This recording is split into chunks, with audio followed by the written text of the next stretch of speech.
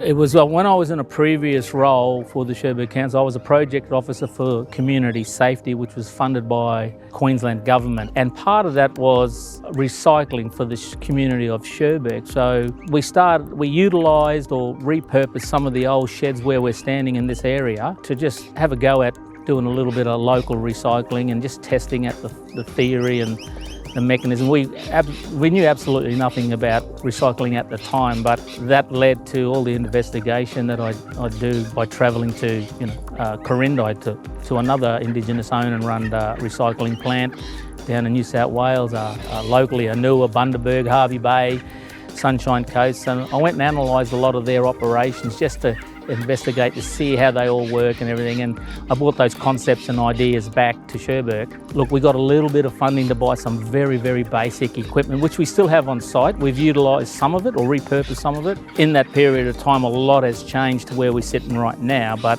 I guess that's where it started. So Cherbourg's got a population, I think at that time it had about 300 homes, so there wasn't a great deal of material, but we all know, just general knowledge, that 80% of household waste is recyclable.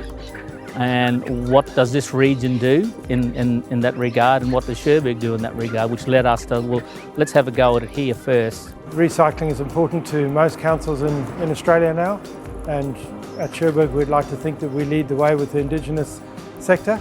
And we've developed this MRF here, which works for several councils and processes waste on their behalf. And we're very proud of this facility. The process is you have source material from those regional towns. They bring that to site from the curbside recycling, and it comes to us, the material recovery facility.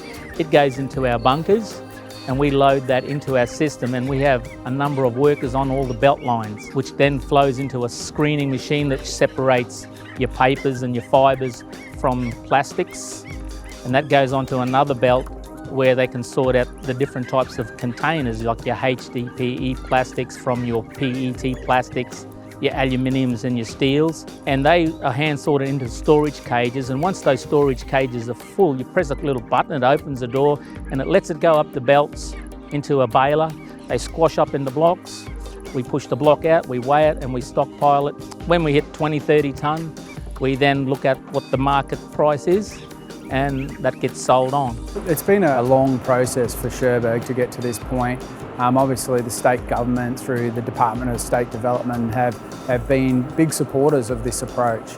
And one of the things that they've done is they've believed in the Cherbourg community and believed in Andrew as a change agent, and really have supported him.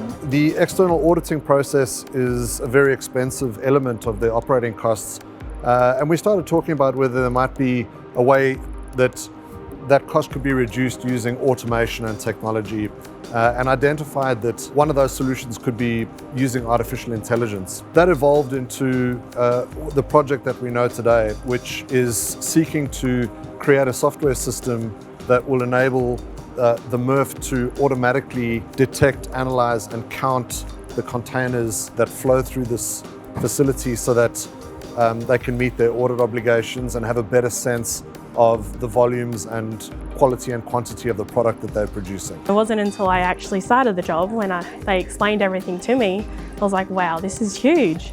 And I just thought, I'm so honoured and proud to be a part of this. It's great. It's completely different to anything I've done before. Before this, I worked in aged care, so this is a massive change to what I'm used to. But it's great, I'm loving it. And I get to learn from other really intelligent people and work beside them. And not only that, I get to pass it on to other people that I get to work with. So we're wanting to get students from Mergen State High School. I think we're wanting about 10.